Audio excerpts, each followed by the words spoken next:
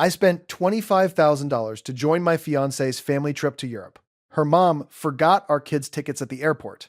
3 weeks later, they came back and went pale when they saw who was standing next to me. Hi, I'm Gordon, 34M electrician. 2 kids, Jake, 9, and Lily, 7. A Ford pickup that runs on hope and synthetic oil. And until recently, a fiancée named Melissa, who I genuinely thought was the one. I don't post on Reddit. My buddy Trevor made me this account 2 years ago for our electrician's wiring tips. And that was supposed to be it. But what happened to me over the last month is so completely unhinged that I typed this whole thing out at 2 a.m. And I need strangers on the internet to know about it. Here's the scene. Dulles International Airport. 6:20 a.m. My kids are in matching travel outfits because Melissa said first impressions matter, even in airports. Lily has a unicorn suitcase. Jake has his Switch in a death grip. I've got 4 bags, a gas station neck pillow, and the complete fullness of optimism in my chest. We're going to Europe, or so I thought. Melissa's mom, Barbara, walks up to our check-in group. She has that face. You know the one. The face of someone about to deliver bad news they've predecided is your fault. She looks at the kids. She looks at me. She looks at her nails. Oh, Gordon, I'm so sorry. I completely forgot to book tickets for you and the children. You'll have to go back home. Then she turned around and walked toward security, like she'd forgotten to buy oat milk. I met Melissa 3 years ago at a Home Depot. She was holding the wrong dimmer switch. I am a licensed electrician of 11 years. I was born for that moment. I helped her. She laughed at my voltage joke. I asked for her number. Classic. Melissa is 32, works in marketing, is genuinely funny, patient with my kids, makes great pasta, remembers I hate cilantro. When it's just us, we're great. The problem, the enormous sirens blaring problem, is Barbara. Barbara decided from day one that I wasn't good enough for her daughter. Not because I'm a bad person, because, in her words, said directly to my face at Easter dinner, electricians are fine, Gordon, but you don't exactly have a portfolio. I make $96,000 a year. I own my house. My kids are fed and loved. I have a 401k. I have never bounced a check, but no portfolio. So, every summer, Melissa's family does a big group trip. This year, 2 weeks in Italy, 4 days in Portugal. Sorrento, Rome, Florence, Lisbon. The full thing. Melissa asked if I wanted to come with the kids. Obviously, yes. Then came the costs. Barbara managed a shared family fund. My contribution, $11,500. This supposedly covered hotels, group tours, dinners, transfers, plus part of Aunt Renata's costs because she's on a fixed income, Gordon. It's family. Flights I booked separately since the family had already bought theirs. Flights for 3, $4,200. Room upgrades for kids, $1,800. Activities and spending money, $4,800. Transfers, $700. Melissa's travel bag gift, because I'm like that, $340. Plus a 1,200 euros dream restaurant reservation in Rome for Barbara's birthday, because I wanted them to like me. Total, approximately $25,000. $25,000. I paid Barbara's fund in full 6 weeks before departure. Bank transfer.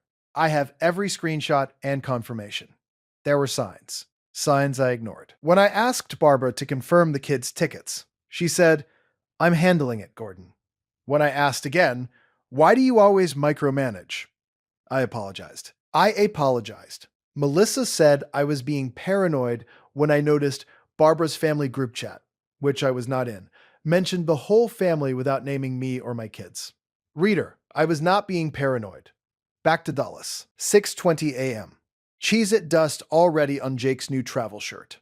The whole family group is there. Melissa, her sister Diane, Diane's husband Phil, Aunt Renata in a hat that defied architecture. Barbara walks up with the face. "Oh, Gordon, I forgot to book tickets for you and the children. You'll have to go back home." "What?" "The tickets. I must have overlooked it." "Barbara, I paid you for those tickets 6 weeks ago. You paid into the family fund. That covers hotels and activities. Flights were your individual responsibility. You told me you were handling the kids' flights with the group. I don't remember saying that. Already walking towards security, I looked at Melissa. She was pale, looking between me and her mother. She said, "Gordon, I'll figure it out. Just let me." But Diane grabbed her arm and said quietly, "Mel, the gate," and Melissa, my fiancée, looked at me with this terrible expression and went through security. My kids were next to me with their suitcases. Lily said, "Daddy, are we not going?" "We're not going, Bug."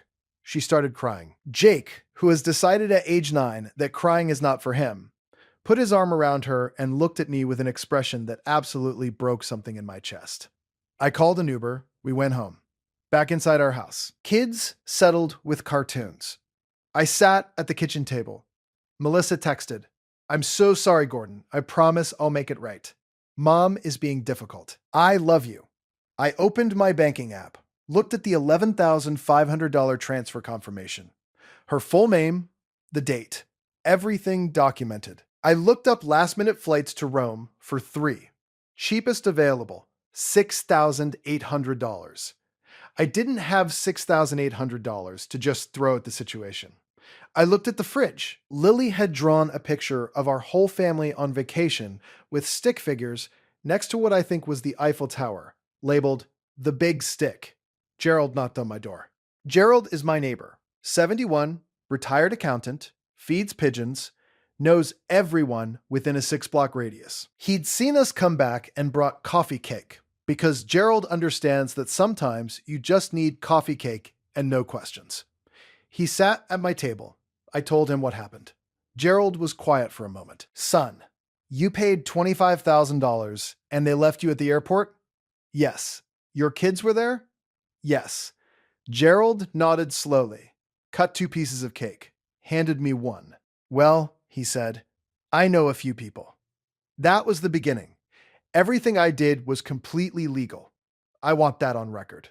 Step 1, I got a lawyer. My buddy Trevor has a sister in civil litigation, Christine, who looked at my documentation for 40 minutes and then said, "You have a very strong small claims case for the $11,500. Potentially more." We filed the next day. Step 2, I stopped responding to Melissa's texts. I know, brutal. I put my phone face down and let her experience silence. She'd been texting from Italy. First, "I love you. I'll fix this." Then, "Mom says you're being dramatic." Then, "Gordon, I just need you to be patient." Patient. I had been patient for 6 weeks while things were being handled. Step 3, Gerald. Here's the thing about Gerald. Gerald knows that the strip mall where Barbara owns a small gift shop had been flagged by the city inspector for electrical violations and couldn't find an electrician for 6 months. I want to be extremely clear. I did not sabotage anything. What I did was call the city inspector, who I know professionally, confirm the report was public record, obtain a copy, then call the strip mall management and offer my services. They hired me. I spent 3 days working in that strip mall. Barbara's gift shop is in that strip mall. Every morning, I showed up for legitimate electrical work. The shop next door, an alterations place run by a woman named Rosa who has zero tolerance for nonsense, watched me arrive daily. Eventually, she asked why I kept smiling while carrying conduit. I told her the situation. Rosa looked at me for a long moment. "Baby, she left your babies at the airport?" "She did." "You let me know if you need anything." Excellent foreshadowing. Step 4, my kids. Jake and Lily were bummed, so I made a decision. We were going to have the best 3 weeks of our lives. Locally.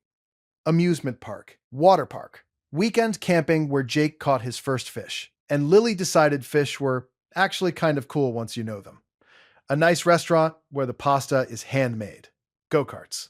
Building a birdhouse with Gerald. Every single Jurassic Park movie in order, including the bad ones, with a formal debate about which dinosaur would win in hypothetical scenarios. I documented everything and posted constantly. Jake doing a victory lap after go-karts with his fist in the air. Lily holding a fish like she'd personally negotiated peace terms with it. I may have cried a little, not confirming or denying. Step 5. Trevor. Trevor works in finance. He came over with beer, heard the whole story, and when I got to the part about Barbara saying I didn't have a portfolio, he got a very specific look on his face.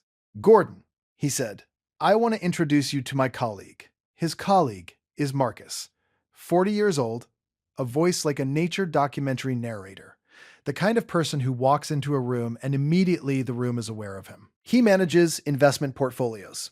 His clients include people you would recognize. Marcus and I met for coffee. We talked about my retirement plan, my investments, long-term goals. Completely legitimate meeting. Then Marcus said, you know, I have a client in your neighborhood, a Gerald, retired accountant, said I might be hearing from you. Gerald. Gerald has a portfolio? I said. Oh, son, Marcus said. Gerald has a very significant portfolio. I went home and looked at Gerald completely differently. Step 6. The crisis of conscience. Week 2. I'm in my truck eating a sandwich outside the strip mall. And I think, wait, have I gone too far? Lawyer filed. Working at Barbara's strip mall. Cultivating a finance connection. Not responding to Melissa's escalating texts. Posting elaborate content of my kids thriving. Was this revenge or just my life happening? I thought about Jake's face at the airport. I ate the sandwich. I decided it was both, and I was fine with it. Week 3.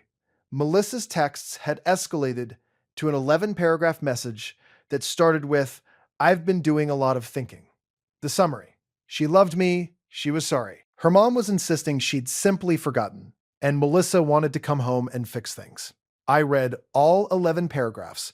I sent back one text. Okay. Just okay. I watched the 3 dots appear. Stop. Appear. Stop. Stay for 4 minutes. Disappear. I went back to the electrical panel I was working on. Meanwhile, Christine had heard from Barbara's lawyer. Barbara had gotten a lawyer, meaning she'd been taking this seriously while texting me nothing, claiming the money was used correctly, and flights were my responsibility. Christine looked at their letter, looked at my documentation, smiled. They're going to want to settle. Good. She asked what I actually wanted, my money back, an apology to my kids, and to never deal with Barbara again. She wrote it down. Then, and Melissa? I didn't answer that right away. Marcus and I had a legitimate second meeting scheduled. Follow up on investment options, and he suggested the coffee shop 2 blocks from my house. So at 11 a.m. on the day Barbara's family landed back at Dulles, I was at an outdoor table having coffee with Marcus, who was in an excellent suit, discussing index funds. At 11:37 a.m., Gerald texted me. They're here. The tall one has a new hat. Aunt Renata. Of course. At 11:42 a.m., Marcus and I walked back toward my house. And that's when they saw us. Barbara, Diane, Phil, Aunt Renata, and her hat. The cousins. And Melissa standing on the sidewalk with her suitcase, who had been texting me since the plane landed. They all turned at the same time. I was standing there with Marcus, who at that particular moment was mid-sentence about equity funds, gesturing with his coffee cup in a way that was objectively extremely confident looking. I watched their faces change. Barbara went pale. Diane grabbed Phil's arm. Melissa's mouth opened.